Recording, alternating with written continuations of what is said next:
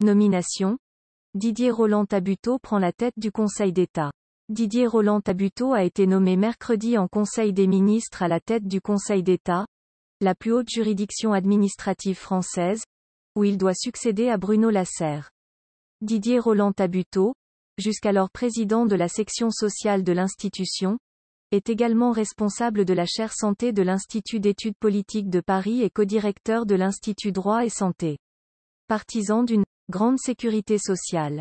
Ce haut fonctionnaire âgé de 63 ans avait également dirigé le cabinet de Bernard Kouchner au ministère de la Santé et avait été directeur adjoint du cabinet du ministère des Affaires sociales avec les socialistes Claude Évin et Martine Aubry dans les années 1990 et 2000.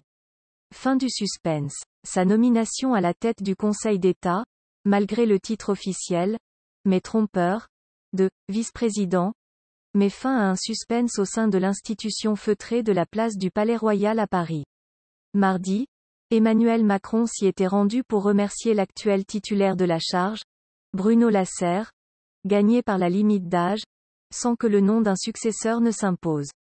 Or cette maison bicentenaire, qui a un double rôle original d'à la fois conseiller le gouvernement sur les textes de loi en amont de leur examen, et de juridiction administrative suprême, a gagné autant en importance qu'en visibilité depuis 2 ans et la crise du Covid-19.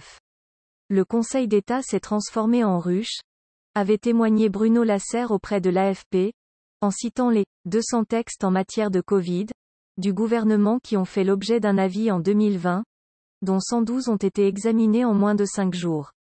Il a aussi fallu faire face à l'inflation des référés, ces recours en urgence déposés par centaines par des citoyens, associations ou organisations professionnelles contestant la gestion de la pandémie, et qui ont changé le regard politique et médiatique sur nos décisions, selon le vice-président sortant.